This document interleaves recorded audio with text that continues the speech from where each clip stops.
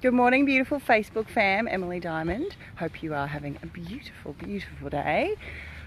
Oh, it's going to be a scorcher here in Brizzy, and I wanted to talk about something that came up in one of yesterday's client sessions, and it was to do with how when we set big, large, impactful goals that are going to have to be consistently actioned over a long period of time. So in this case, it was someone engineering an additional business model over the top of an existing successful business model. When the person set those goals, it was from the level of thinking that was accessible at that time, the resources, the skills, the experience. Then the person put a whole bunch of time, energy, love, action, resources, money into building this additional business model. As that evolved over 18 months, some additional market data became available, information around what capability the marketplace had to be able to uptake that kind of innovation. And it turns out that it's too early. The marketplace isn't ready, policy's not yet in place through our government, people are not uptaking that type of service. And this person's goal then effectively has become impacted, and their view of themselves has then been sort of impacted, like they have had some sort of failure. So I wanted to point to a couple of things on this. One is that the thinking level that we had when we formulated our goals is never the same as the level of thinking when we have taken all the action towards the goal. And the purpose of a goal, remember guys, is to just drive action. It's actually neurologically, it's not about achieving the goal. A lot of people do not like to hear that. A lot of goal junkies do not like to hear that, and outcome attached people don't like to hear that. It's about the amount and volume and intensity of activity that drives. Neurologically, the purpose of a goal, the purpose of what we call a future filter being implemented, is to shape and change our thinking and behaviour now.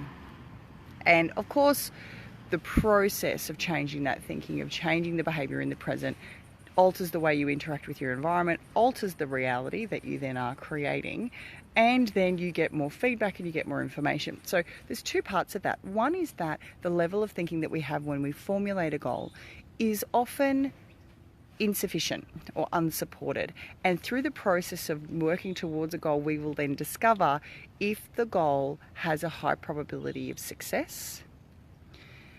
And if it doesn't, we can have this second point that I wanted to talk about, which is what I was talking to this client about yesterday.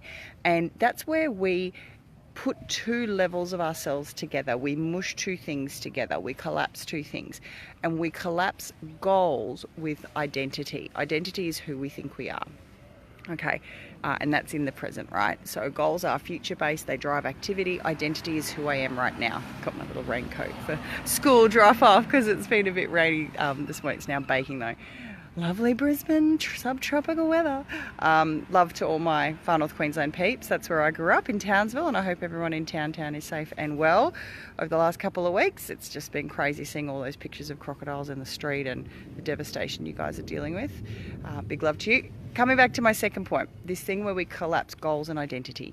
So when we design a future filter, we design a goal, whether it be a conscious design or an unconscious design. And a lot of us are walking around with just unconscious projections, like, by the time I was 40, I thought I would have had this done. By the time I was 50, I thought this would be happening. Those are called unconscious projections. You didn't sit down and deliberately write them down. You're just collecting them through conditioning or society, and then you're carrying them forward and comparing yourself and expecting against that.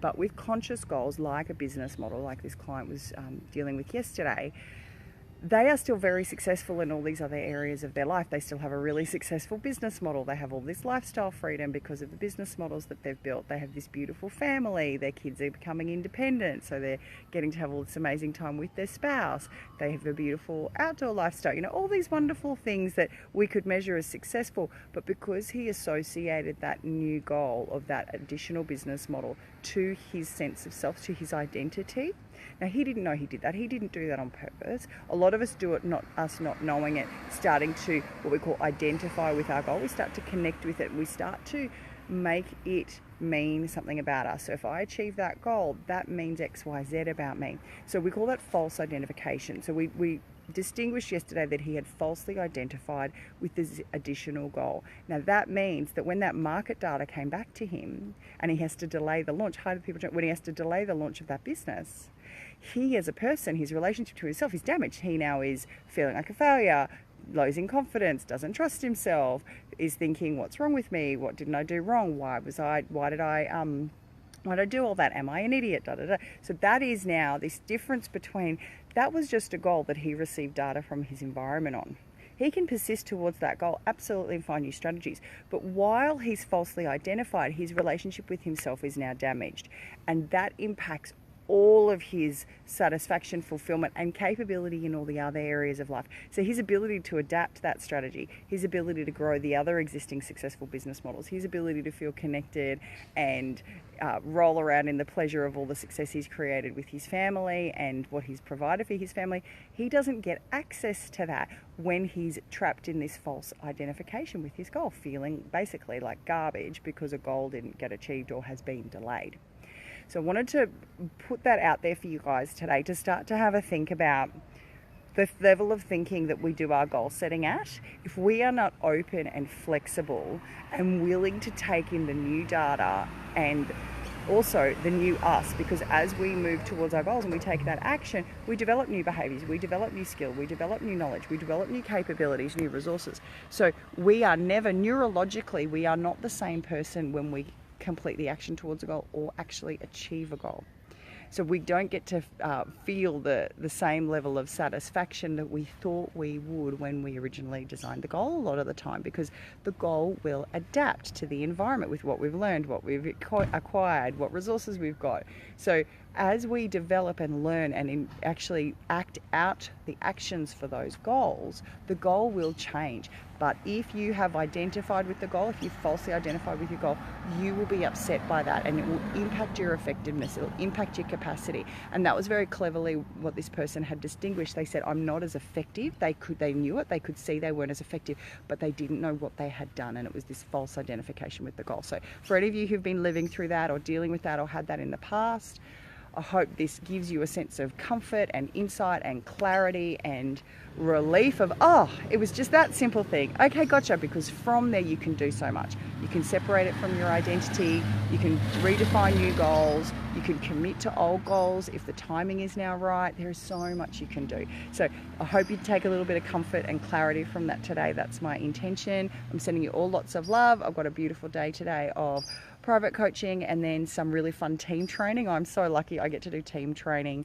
and working with senior staff with a bunch of my business clients, and it is always so much fun. I love teaching, obviously, so I get to do a bit of that today, and yeah, and then some fun stuff tonight. I've got to get to go and have a beautiful sauna and swim tonight. I'm so excited. I love sauna so much. So I hope you're all having some magical days and you're getting that little bit of checkout and pleasure, because if you don't engineer it in, guys, you are just, you know, pouring from the empty bucket. So yeah, take back your bucket, take back yourselves, take back your goals, take back your brain, take back your identity.